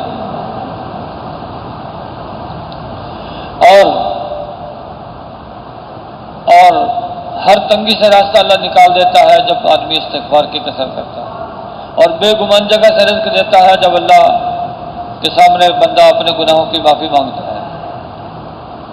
بے گمان جگہ سے رزق، زمین سے رزق کا ملنا گمان کی جگہ ہے، تجارت سے رزق کا ملنا گمان کی جگہ ہے، لیکن چوہے کے بل سے مال کا مل جانا یہ گمان کی جگہ نہیں ہے۔ حضرت مقداد رضی اللہ تعالیٰ عنہ قضاء حاجت کے تشریف لے گئے اور چوہے نے سارا 17 روپیوں کا ڈھیر لگا دیا، لے کے آپ کے خدمت میں حاضر ہوئے۔ اے اللہ کے رسول، مال ملا ہے، اس کا خمس وصول کریں۔ فرمایا کہ چوہے کے بل میں ہاتھ ڈالا تھا، اللہ کے رسول نے ہاتھ تو نہیں ڈالا، فرمایا لے جاؤ، یہ مال ہے، اللہ نے آپ کو دیا ہے۔ حضرت زبا رضی اللہ تعالیٰ عنہ، حضرت مقداد رضی کی بیوی، فرماتی ہیں پھر میں نے اس مال میں برکت پڑتی دیکھی، اتنی برکت پڑی کہ پھر میں نے مقداد کے گھر میں درہموں سے بھری ہوئی بوریاں دیکھی۔ یوں اللہ تعالیٰ برکت عطا فرماتا ہے۔ استغفار اور درود پاک کی کثرت سے ایک دفعہ درود پڑھیں گے 10 گناہ معاف ہوں گے، 10 درجے بلند ہوں گے، 10 رحمتیں نازل ہوں گے۔ ایک آدمی گھر سے چلا ہے، دکان پہ جا رہا ہے، راستے میں درود پاک پڑھتا جا رہا ہے تو اللہ کی رحمتیں راستے میں برستی جا رہی ہیں، برستی جا رہی ہیں۔ درود پاک کی کثرت، درود پاک کی کثرت، چلتے پھرتے یا آدمی استغفار کی کثرت کرے یا درود پاک کی کثرت کرے۔ درود پاک، آدمی درود پڑھتا ہے، فرشتہ اس درود کو لے کے آپ علیہ السلام کی خدمت میں حاضر ہوتا ہے، اے اللہ کے رسول فلاں ابن فلاں نے آپ پہ ہدیہ درود بھیجا ہے۔ اس لیے درود پاک کی کثرت ہمارے لیے مفید ہے، تو خود بھی اس کا اہتمام کریں گے، اوروں کو بھی اس کی ترغیب دیں گے۔ آپ علیہ السلام کے احسانات ہمارے اوپر بہت زیادہ ہیں، ہم آپ کے احسانوں کا بدلہ نہیں دے سکتے۔ درود پاک کیا ہے؟ اللہ سے درخواست کرنا ہے، اے اللہ تیرے حبیب کے احسانات بہت زیادہ ہیں، میں ان کا بدلہ عطا نہیں کر سکتا، اے اللہ تو اپنے حبیب کو اپنی طرف سے ان احسانات کا بدلہ عطا ہو، اللہ کے دربار میں درخواست پیش کرنا ہے۔ آپ کی شان تو بلند ہے، لیکن اس میں ہمارا اپنا فائدہ ہے، کثرت سے درود پاک، اس سے اللہ ہمارے گناہوں کو معاف فرمائے گا، ہمارے درجات کو بلند فرمائے گا۔ ایسے ہی جو آدمی کسی کے ساتھ بھلائی کرے گا، کسی کے ساتھ بھلائی کرے گا، اللہ رب العزت اس کے ساتھ بھلائی کا ارادہ فرمائے گا، بھلائی کا ارادہ فرمائے گا۔ اور جو کسی کے ساتھ کسی کے نقصان کا سوچے گا تو پھر اللہ رب العزت گناہ کا بدلہ اگر توبہ نہ کی تو نہ دنیا میں اچھا نکلے گا، نہ آخرت میں گناہ کا بدلہ اچھا نکلے گا۔ لوگوں کے ساتھ بھلائی کرنا، فرمایا ایک فاسق سخی ہے اور دوسرا عابد بخیل ہے، دونوں میں فاسق سخی کا درجہ بڑا ہے عابد بخیل سے۔ اس کی فسق کا تعلق اس کی ذات سے ہے اور اس کی سخاوت سے لوگوں کو نفع ہے، اور وہ جو عابد بخیل ہے اس کی عبادت کا نفع اس کی ذات کو ہے، اس کے بخل سے لوگوں کا نقصان ہے۔ تو جس سے لوگوں کا فائدہ ہو وہ عمل اللہ کو پسند ہے، وہ عمل اللہ کو پسند ہے۔ جسے ہماری جان سے ہمارے مال سے لوگوں کو نفع پہنچے، اس کو ہر دم سوچنا ہے، میری جان میرا مال کیسے نفع پہنچاؤ لوگوں کو اس سے۔ جو آدمی اچھی طرح وضو کر کے اپنے مسلمان بھائی کی عیادت کے لیے جاتا ہے، اللہ پاک اس کو جہنم سے 70 سال کے مسافت کے بقدر دور کر دے گا۔ 70 سال کیا عمل کیا ہے؟ وضو کر کے، اچھی طرح وضو کر کے اپنے مسلمان بھائی کی عیادت کے لیے گیا، بیمار پرسی کے لیے گیا، 70 سال کی مسافت۔ آپ علیہ السلام کے بعد سلمان رضی اللہ عنہ حاضر ہوئے، آپ تکیہ لگائے ہوئے تھے، آپ اٹھ کے بیٹھ گئے، تکیہ حضرت سلمان کے پاس رکھ دیا، ارشاد فرمایا سلمان جب کوئی میزبان اپنے مہمان کے لیے تکیہ رکھ دیتا ہے اس میزبان کے اللہ ضرور بخشش فرما دے گا۔ معمولی عمل ہے، اجر اتنا بڑا ہے۔ جو گھر میں داخل ہو کر سلام کرے گا، گھر میں داخل ہو کر سلام کرے گا، چھوٹا سا عمل ہے، اگر زندہ رہا تو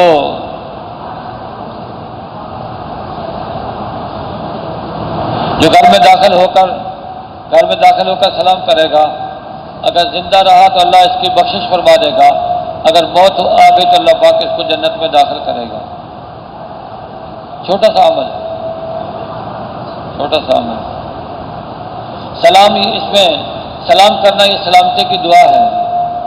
جو کثرت سے سلام کرے گا اللہ پاک اس کے دل سے تکبر نکال دے گا، تکبر نکال دے گا۔ افشوا السلام، اس کا حکم ہے، سلام کو پھیلاؤ، فرمایا یہ قیامت کی نشانیوں میں سے ہے کہ آدمی جاننے والوں کو سلام کرے گا، جاننے والوں کو سلام کرے گا اور انجان آدمی کو سلام نہیں کرے گا، یہ قیامت کی نشانیوں میں سے ہے۔ سلام سلامتی کی دعا ہے، جو سلام میں پہل کرے گا اس کو زیادہ نیکیاں ملیں گی۔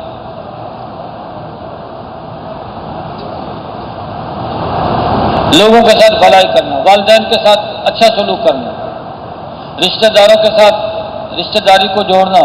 قیامت کا دن ہوگا، رشتہ داری پکارے گی، اے اللہ اس نے مجھے جوڑا ہے تو اس کو اپنی رحمت سے ملا دے، یا کہے گی اے اللہ اس نے مجھے توڑا ہے تو اس کو اپنی رحمت سے دور کر دے۔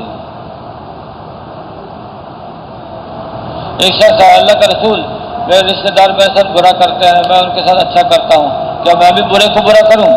فرمایا نہیں، اگر تم ان کے ساتھ ویسا کرو گے تو پھر تو ادلا بدلا ہو جائے گا، مکافات عمل ہو جائے گی، صلہ رحمی نہیں رہے گی۔ صلہ رحمی تو یہ ہے ان کے اچھے کو بھی اچھا کرو، برا کریں پھر بھی ان کے ساتھ اچھائی کرو۔ اس میں حضرت یوسف علیہ السلام نے کمال کر دیا، بھائیوں کے ساتھ جو معاملہ پیش آیا اس میں کیسے بھائیوں کو معاف کر دیا۔ 7 سال کی عمر تھی، حضرت یوسف علیہ السلام کو بھائیوں نے جدا کیا والد سے، اور والد کو اتنا صدمہ ہوا کہ روتے روتے حضرت یعقوب علیہ السلام کی آنکھوں کی بینائی چلی گئی تھی، اتنا صدمہ،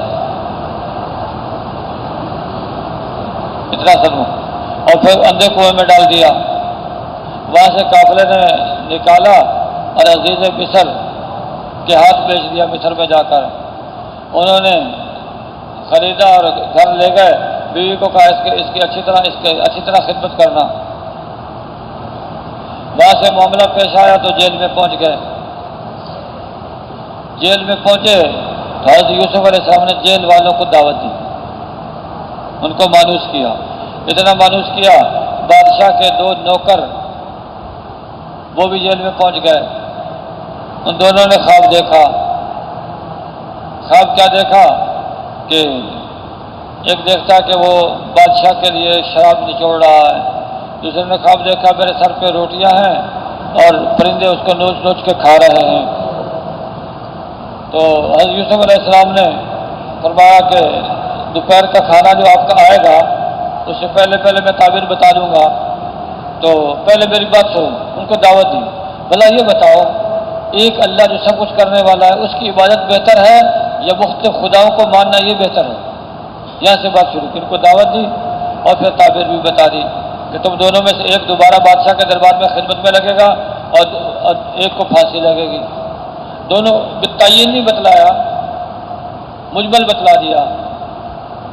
اگر بالتعین بتلاتے تو وہ پریشان ہو جاتا، جس کے بارے میں فرمایا تھا کہ اس کو پھانسی دی جائے گی۔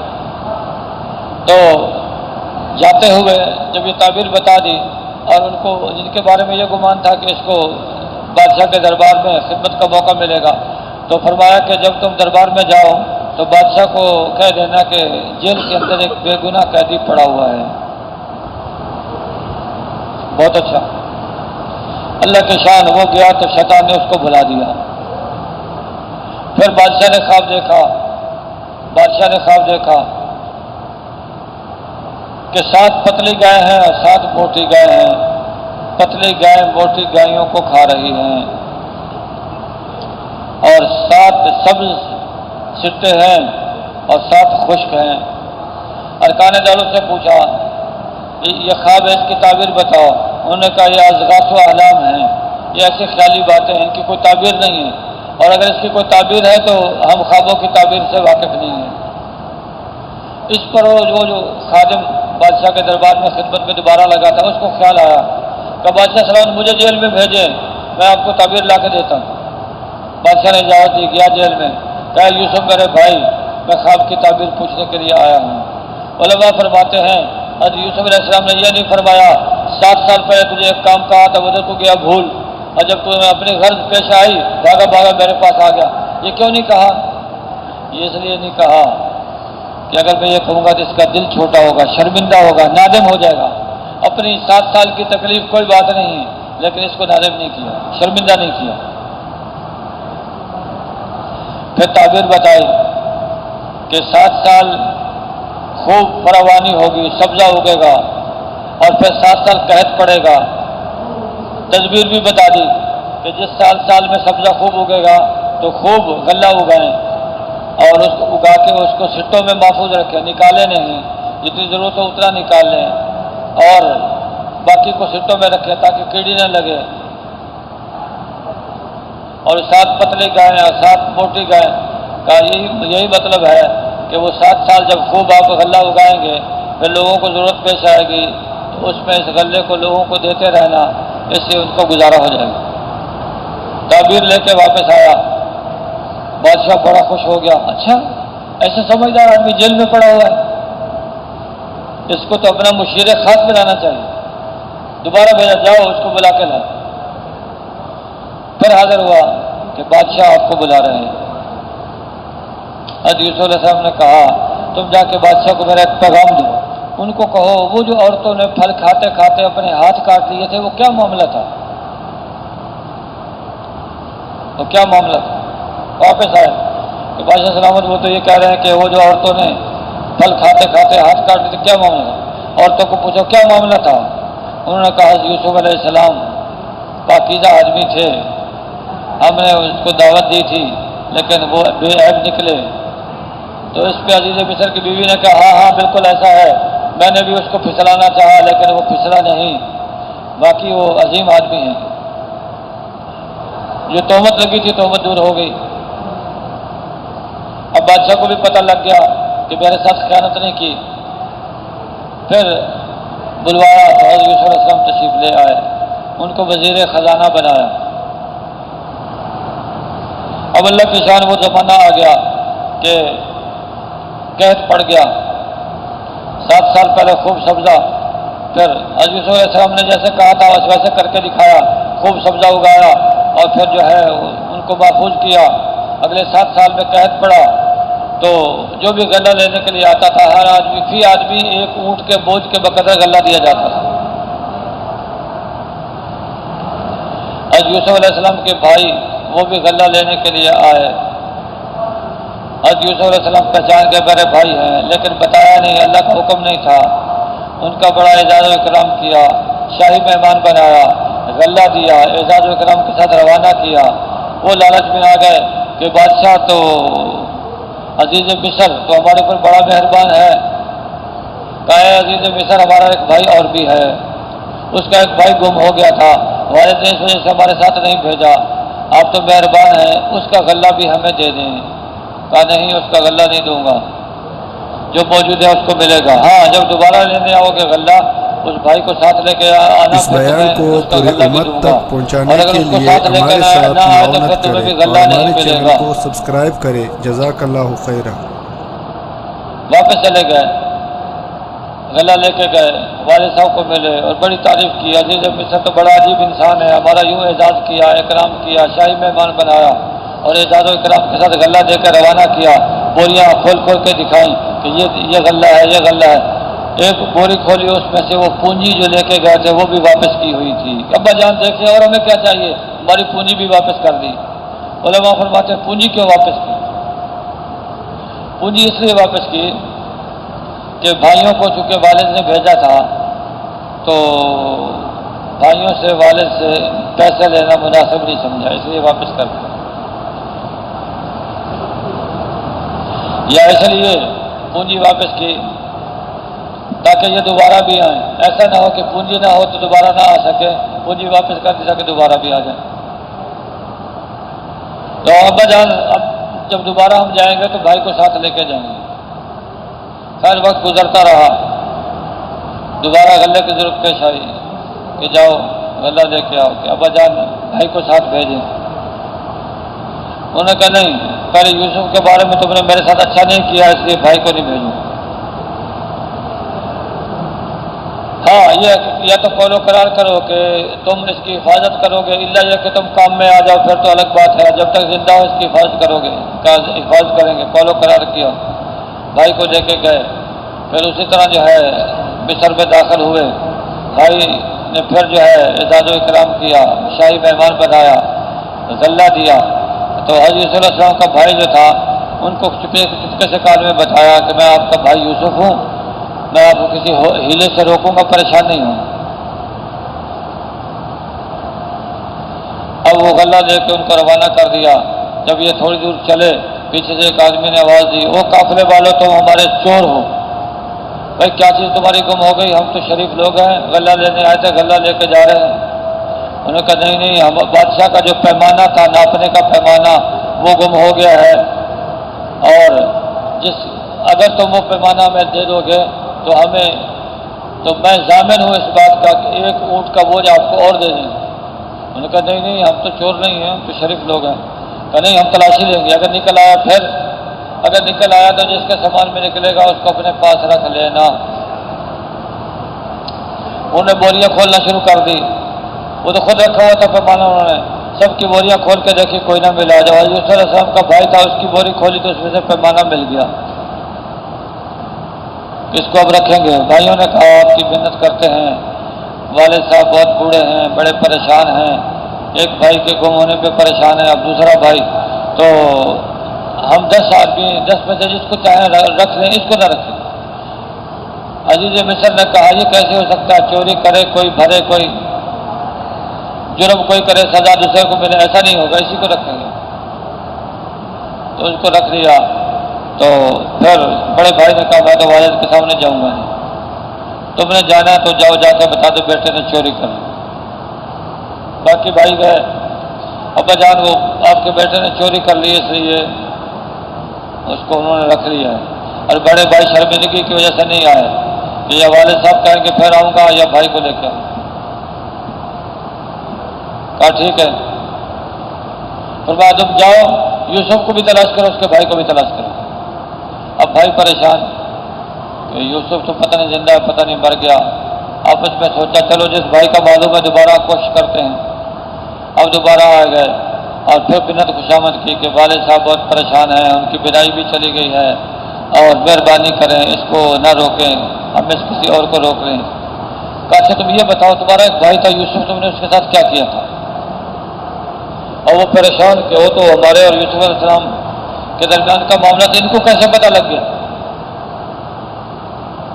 جب پھر غور سے دیکھا، اور خواب بھی یاد آ گیا کچھ، جب غور سے دیکھا تو پہچان گئے، کہنے لگے انت یوسف، کہ تم یوسف ہو؟ کہا میں یوسف ہوں، یہ میرا بھائی۔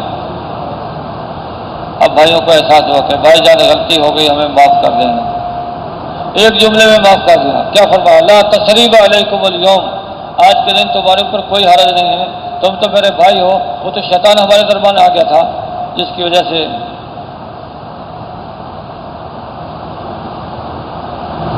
پھر والد کے پاس گئے، ابا جان آپ بھی ہمارے لیے استغفار کریں۔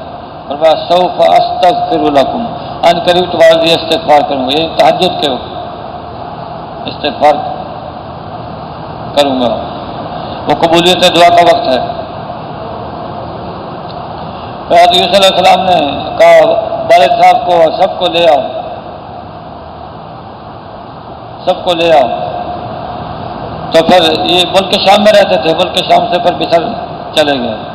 پھر وہاں جو ہے حضرت یوسف علیہ السلام نے اپنے والدین کو تخت پہ بٹھایا، تخت شاہی پہ بٹھا دیا، اور بہت خوش ہو گئے۔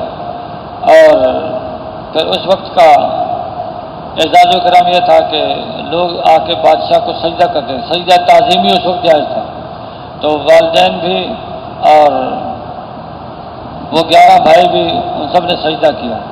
اور یوسف علیہ السلام نے کہا ابا جان یہ میرے خواب کی تعبیر ہے، 11 ستارے اور سورج اور چاند مجھے سجدہ کر رہے ہیں۔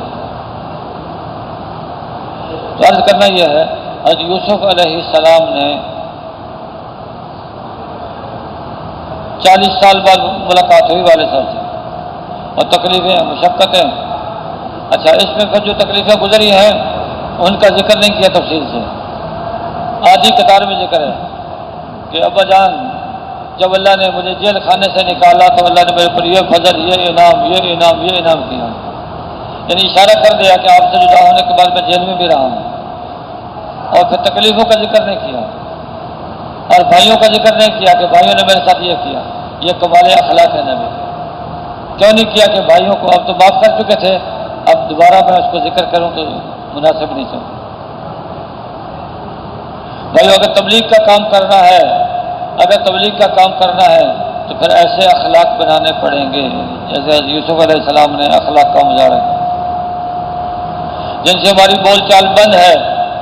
واپس جائیں گے تو ان کو جا کے سلام کریں گے کہ قصور ہمارا ہے یا آپ کا، اس کو چھوڑیں۔ بس اب پتہ لگ گیا کہ رشتہ داری کا بہت حق ہے، اور الصلح خیر، صلح کے اندر خیر ہے، تو ہم صلح کرتے ہیں اور آپ سے معافی مانگتے ہیں، آپ ہمیں معاف کر دیں۔ جب یہ معاملہ کریں گے پھر ہر ایک کے دروازے پر بھائی گشت پہ جا سکیں گے، ورنہ ہر آدمی کے دروازے پر ہم گشت پر نہیں۔ جس کو ہم نے پولیس میں پکڑوایا ہوگا اور جس کے ساتھ ظلم زیادتی کی ہوگی، جس کی زمین دبائی ہوگی، اس کے دروازے پر نہیں جا سکتے ہیں۔ لیکن اگر تبلیغ کا کام کرنا ہے تو اپنے بہت سارے جائز حق بھی چھوڑنے پڑ جائیں گے، تو تیار ہے اس کے لیے انشاءاللہ؟ تو بھائیو، ایسے نبیوں کے اخلاق ہیں، ان اخلاق سے دین دنیا میں پھیلا ہے۔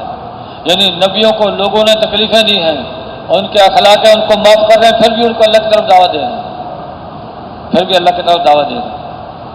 کمال اخلاق۔ آپ علیہ السلام نے بھی ایسی دعوت دی، مکے کے لوگوں کو دعوت دینا شروع کی۔ شروع میں تو دیکھا بھی یہ اکیلا ایسے کیا ہوگا، لیکن جب لوگوں نے اسلام قبول کرنا شروع کیا پھر مکے والوں نے مخالفت شروع کر دی، اور ایسا وقت آ گیا کہ آپ علیہ السلام مکے کی کھلی فضا میں بیٹھ کے کسی کو دعوت نہیں دے سکتے تھے، لیکن آپ نے اس صورت میں بھی دعوت کا کام چھوڑا نہیں، کرتے رہے، دعوت کا کام کرتے رہے۔ اور جو حج کے لیے قافلے آئے ہوتے تھے ان کو دعوت دیتے تھے۔ پہلے سال دعوت دی، چھ مرد ان کو دعوت دی، مسلمان ہو گئے۔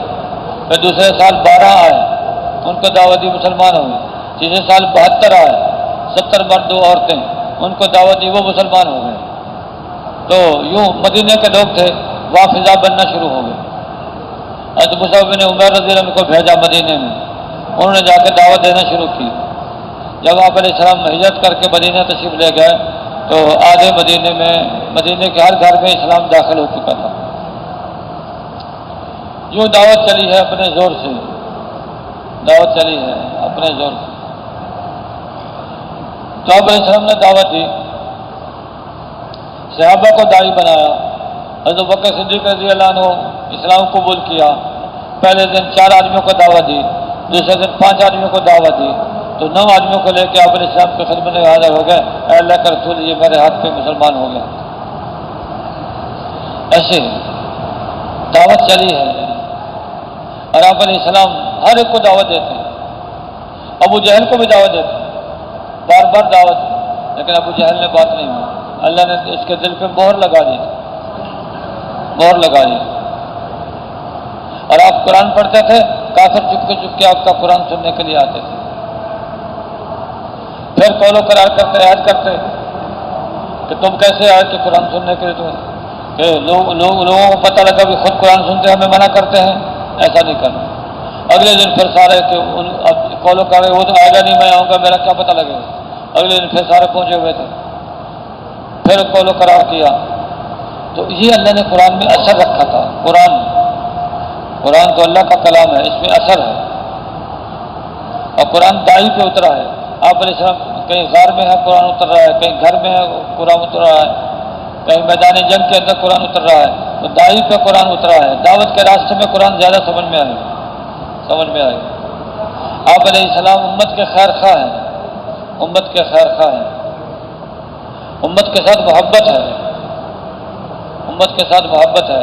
جیسے ماں کو بچے سے محبت ہوتی ہے، بچہ اس کو مارتا بھی ہے، اس کا ناک دبوچتا ہے، اس کے بال کھینچتا ہے، اس کے کپڑے پھاڑتا ہے، ماں کہتی ہے بیٹا ناراض تو ہے اور تو آگ میں چھلانگ لگانا چاہتا ہے، لیکن میں تجھے چھوڑوں گی نہیں، مجھے مار لے، کپڑے پھاڑ دے، جو کرنا ہے کر لے، لیکن تجھے میں چھوڑوں گی۔ یہ ماں کی ممتا ہے۔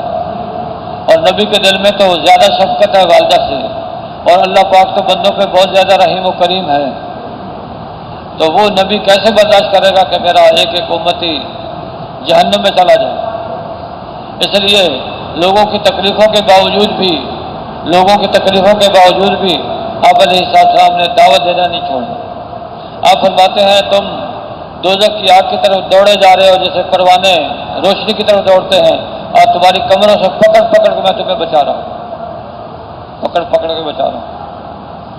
ایسی دعوت، ہر حال میں دعوت۔ تو ایک دفعہ آپ علیہ السلام چچا عباس کے ساتھ نکلے کہ چچا یہ مکے والے بات ہماری مانتے نہیں ہیں، چلتے ہیں جو حج پہ قافلے آئے ان سے بات کرتے ہیں۔ 6 آدمیوں سے ملاقات ہو گئی اور سو خزرج کے آدمی تھے، ان کے پاس آپ علیہ السلام تشریف لائے کہ میں اللہ کا نبی ہوں، آپ مجھے ساتھ لے جائیں، میری حفاظت کرنا، میں اللہ کا پیغام پہنچا دینا چاہتا ہوں۔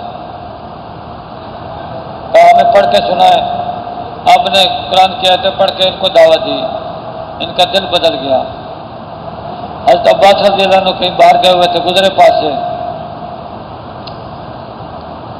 کہ تم کیا قول و قرار کر رہے ہو، یہ شخص مجھے روئے زمین میں سب سے محبوب ہے تو یہ ہے، میرا بھتیجا ہے، ایسا نہ ہو کہ تم اس کو لے جاؤ مدینے میں جا کے اس کو چھوڑ دو، وہاں یہود اس کے دشمن ہے، اس کو نقصان پہنچائیں۔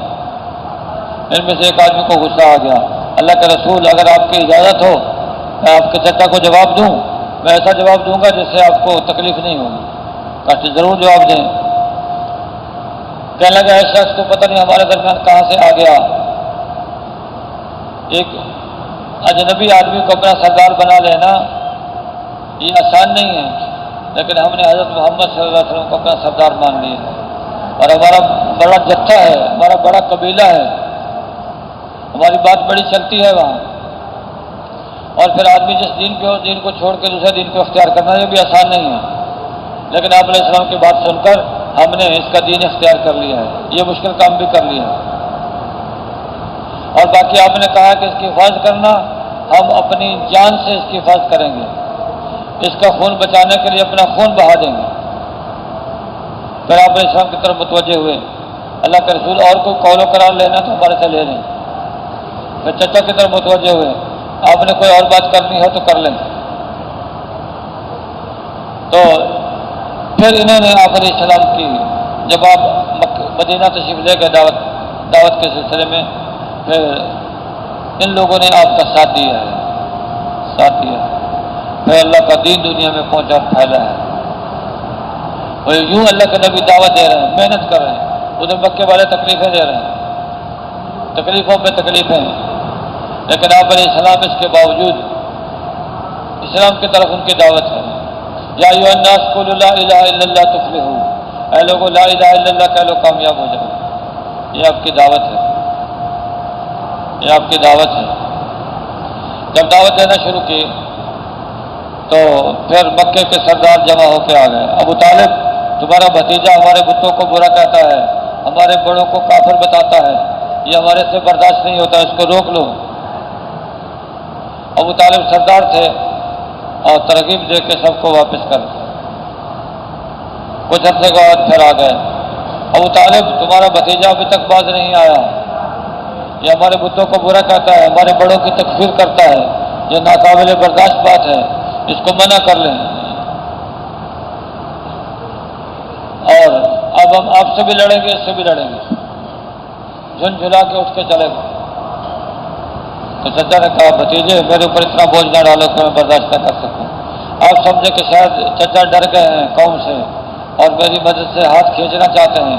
آپ نے 2 ٹوک بات کی، چچا جان اگر یہ لوگ میرے ایک ہاتھ پہ سورج اور دوسرے پہ چاند بھی لا کر رکھ دیں گے پھر بھی میں اپنے کام سے باز نہیں آؤں گا۔ یہ بات کہی، آپ کی آنکھوں میں آنسو آ گئے، آپ اس کے تشریف لے گئے۔ چچا پیچھے سے آئے، اے میرے بھتیجے آپ اپنا کام کرتے رہیں، میری مدد آپ کے ساتھ ہے، آپ دعوت دیتے رہیں۔ کچھ عرصے کے بعد پھر آ گئے، ابو طالب اب ہم آپ کے پاس فیصلہ کن بات لے کے آئے ہیں، آپ کو ہماری بات ماننی پڑے گی۔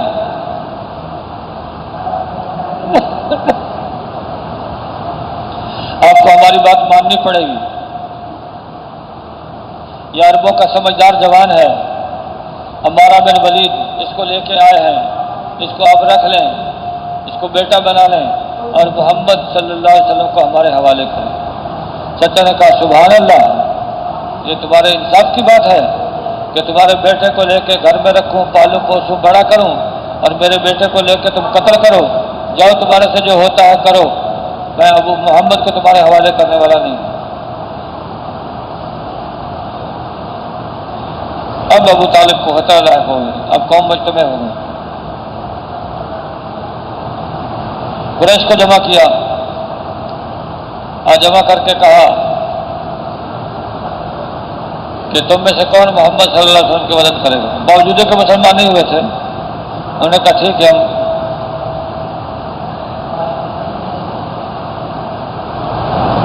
آپ کے سگے چچا ابو لہب، اس کے علاوہ سب نے کہا انشاءاللہ ہم حفاظت کریں گے، پھر آپ کی حفاظت کی، لیکن چچا مخالف ہو گئے، سگے چچا مخالفت پہ اترا، ان کی بیوی ام جمیل وہ بھی مخالفت پہ اترا۔ آپ کو ہر چند تکلیفیں دی، آپ دعوت دینے کے لیے لوگوں کے پاس جاتے ہیں، چچا پیچھے سے آ کے پتھر مارتے ہیں، کہتے ہیں لوگوں یہ میرا بھتیجا ہے، یہ مجنون ہے، اس کے دماغ میں فرق آ گیا، اس کی بات پہ عمل نہ کریں۔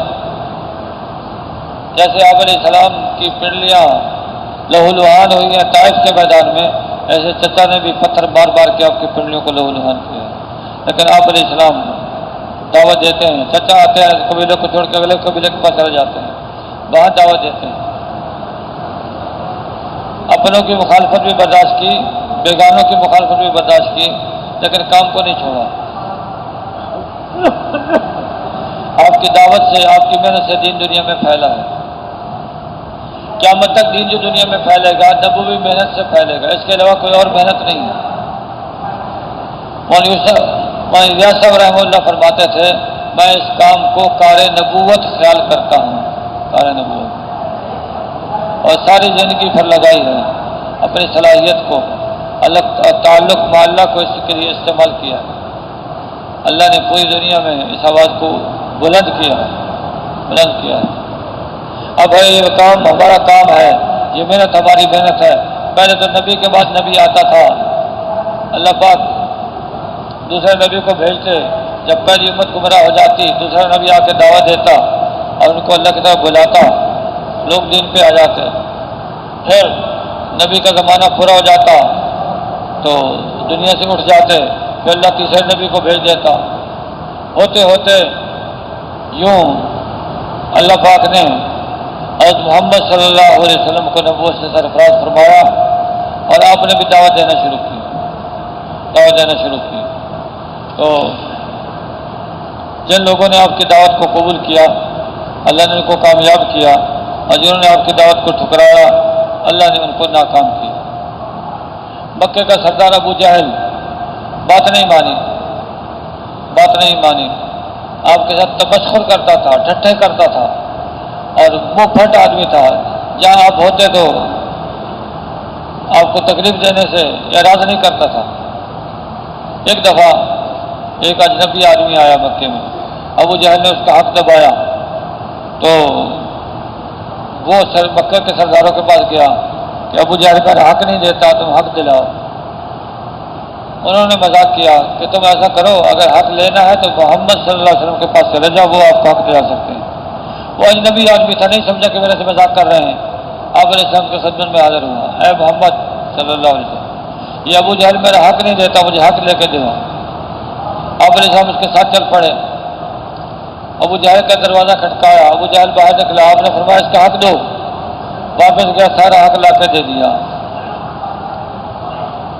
اور ادھر وہ لوگ دیکھ رہے ہیں کہ تماشا بنے گا، ابو جہل باری تباہی باتیں بکے گا، تو انہوں نے جب دیکھا اس نے چپکے سے لا کے حق دے دیا، آ گئے، ابو جہل یہ تم نے کیا کر دیا؟ ہم نے تو اس لیے بھیجا تھا اس کو کہ تماشا لگے گا، اور انہوں نے تماشا نہیں بنایا۔ انہوں نے کہا پتہ ہے کیا ہوا؟ کہ کیا ہوا؟ محمد صلی اللہ علیہ وسلم کے پیچھے ایک اونٹ تھا جو منہ کھولے کھڑا تھا، اگر میں آپ اس کا حق ادا نہ کرتا وہ مجھے لقمہ بنا لیتا، اس لیے مجھے مجبوراً دینا پڑا۔ یوں آپ علیہ السلام لوگوں کی مدد کر رہے ہیں اور دعوت کو دنیا میں عام کر رہے ہیں، تکلیفیں بھی برداشت کر رہے ہیں، لیکن دعوت کو نہیں چھوڑ رہے۔ بھائی اب یہ دعوت کا کام میرے آپ کے ذمہ ہے۔ آپ علیہ السلام نے ذمہ داری ادا کر کے چلے گئے، صحابہ نے ذمہ داری کو ادا کیا، تابعین تبع تابعین نے ذمہ داری کو ادا کیا، اب یہ ذمہ داری میرے آپ پر پہنچی ہے، ہم نے بھی اس کام کے لیے وقت فارغ کرنا ہے، اس دعوت کو لے کے دنیا میں جانا ہے۔ ہمارے ذمہ ایک قوم قبیلہ نہیں ہے، ایک ملک نہیں ہے، ہمارے ذمہ پورے عالم کی ذمہ داری ہے۔ جیسے اللہ رب العزت نے آپ علیہ السلام کو پوری امت کا نبی بنایا تھا، پوری امت کی ذمہ داری آپ پر ڈالی تھی، اب یہ ذمہ داری آپ علیہ السلام کے ختم نبوت کی برکت سے ہر فرد مسلم پر ہے۔ نیکی کرنا، نیکی کی تلقین کرنا، برائی سے بچنا، برائی سے بچنے کی تلقین کرنا، یہ کام ہم سب کے ذمے ہے۔ اس پہ آنا ہے، اس پہ لانا ہے، اس پہ لگنا ہے، لگانا ہے، یہ کام ہمارا کام ہے، یہ محنت ہماری محنت ہے۔ آج تک کام کو کام نہ بنایا، محنت کو محنت نہ بنایا، یہ ہماری تقصیر ہے، اس پہ توبہ استغفار کریں گے، آج کے بعد محنت میں کمی نہیں کریں گے۔ تو تیار ہیں اس کے لیے انشاءاللہ؟ چلوں کے لیے تیار ہیں یا پھر زندگی کے لیے تیار ہیں؟ زندگی کے لیے تیار ہیں۔ چلے تو اس لیے مانگے جاتے ہیں، امت کا رخ جب دنیا کی طرف پھر گیا، علماء نے دیکھا ایک دم ان کا رخ پھر جائے تو دین کی طرف مشکل ہے، تو پھر کہنا شروع کیا جیسے چلو تھوڑا وقت دے دو، چلہ دے دو، 4 مہینے دے دو، سال دے دو، 7 مہینے دے دو۔ الحمدللہ امت اس پہ کھڑی ہو گئی، آنے لگی اس کی طرف، اور اپنا جو ہے پھر زیادہ وقت بھی دینے لگی۔ تو اس لیے آپ علیہ السلام والی تعلیمات دنیا میں عام ہونا شروع ہو گئی۔ تو پھر مولانا الیاس صاحب رحمہ اللہ نے اپنی زندگی میں ابھی 100 سال نہیں ہوئے کہ لوگوں کو اللہ کی طرف متوجہ کیا اور اس کام کی طرف متوجہ کیا، اور بس چلو چلہ دے دو، سال دے دو، 7 مہینے دے دو، تو لوگوں نے وقت دینا شروع کیا۔ الحمدللہ لوگ اپنے مقصد پر کھڑے ہونے لگے۔ اب یہ محنت تو اللہ پاک جاری رکھے گا قیامت تک، ایک جماعت قیامت تک حق پر قائم رہے گی، حق پر قائم رہے گی۔ وہ محنت ہم نے کرنی ہے، یہ کام، اس کام کو کام سمجھنا ہے، دنیا کے کام چھوڑ کے دین کا کام کرنا ہے، اور اس کو ترجیح دینی ہے، اس کو پہلے نمبر پہ رکھنا ہے، دنیا کے کام کو دوسرے نمبر پہ رکھنا ہے۔ اللہ ہمیں استعمال فرمائے گا اس کام کے لیے۔ بھائیو دین ہماری محنت سے نہیں پھیلے گا، دین تو اللہ اپنی قدرت سے پھیلائے گا، لیکن ہماری محنت سبب اور ذریعہ ہے۔ ذریعے کے اختیار کرنے سے کام نہیں بنتا، کام تو بنانے والے اللہ ہیں، اللہ ہے۔ اللہ تو ہماری محنت کا محتاج نہیں ہے، وہ تو انسانوں کی محنت کا محتاج نہیں ہے، وہ تو اگر کام لینا چاہے تو حدود سے کام لے۔ بلقیس اور اس کی قوم کو ہدایت اللہ نے حدود کے ذریعے سے دی۔ اللہ کام لینا چاہے تو بھیڑیے سے لے، اللہ کام لینا چاہے تو ابابیلوں سے لے، کام لینا چاہے تو ہوا سے لے، پانی سے لے، وہ تو مخلوق سے کام لے سکتا ہے۔ اللہ ہمیں استعمال فرما لے، ہم اشرف المخلوقات انسان ہیں، تو اس کے لیے اللہ سے مانگنا بھی ہے اور کوشش بھی کرنی ہے۔ تو پھر گزارش یہ ہے، جو ساتھی اللہ کے راستے میں چل رہے ہیں، آئے تو تھے چلے کے لیے، آئے تھے تھوڑے وقت کے لیے، اب لگا کے جائیں گے 4 مہینے، کھڑے ہو کے اپنے ارادے کا اظہار فرما دیں۔ 4 مہینے نقل، 4 مہینے اللہ کے راستے میں نکلنا ہے اور نکالنا ہے۔ ماشاءاللہ ماشاءاللہ، کوئی وقت ایسا ہوتا ہے آدمی ارادہ کرتا ہے، اللہ پاک سچ مچ اس کو توفیق عطا فرمائے گا، اللہ برکت دے، قبول فرمائے۔ بہت بہت جزاک ہے، تشریف رکھیں۔ قربانی کا مہینہ ہے اور یہ بھی قربانی ہے، وقت بڑھانا بھی قربانی ہے۔ تو وہ ساتھی جو 4 مہینے میں چل رہے ہیں، اب ہر سال 4 مہینے لگائیں گے، بیٹھے بیٹھے ہاتھ سے اشارہ کر دیں، اللہ قبول فرمائے۔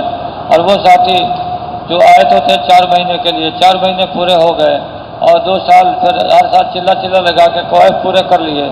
اب کوائف بیرون کے اعتبار سے پورے ہیں، اب سال 7 مہینے بیرون یا سال اندرون کے لیے تیار ہیں، یا اپنے مقام پہ جا کے اوروں کو تیار کر کے مہینے 2 مہینے کے اندر انشاءاللہ لے آئیں گے۔ ایسے ساتھی بھی ہاتھ سے اشارہ کر دیں، سال 7 مہینے بیرون، سال اندرون۔ ماشاءاللہ ماشاءاللہ، اللہ برکت عطا فرمائے، قبول فرمائے۔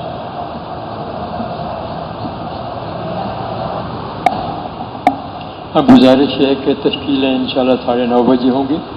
جو جماعتیں کارگزاری سنا چکی ہیں، تشکیل نہیں ہوئی ہے، 9:30 بجے نیچے 131 نمبر سٹون پر تشریف لے جائیں، وہاں انشاءاللہ ان کی تشکیلیں ہوں گی۔ اور جن جماعتوں نے کارگزاری نہیں سنائی، 10 بجے نیچے مشرق کی طرف جہاں کارگزاری کے حلقے لگتے وہاں تشریف لے جائیں اور کارگزاری سنائیں۔ اور جو جماعتیں کل بنی تھیں آج اللہ کے راستے میں جائیں اس گی. بیان کو پورے امت تک پہنچانے کے لیے ہمارے ساتھ معاونت کرے اور ہمارے چینل کو سبسکرائب کرے. جزاک اللہ خیرہ.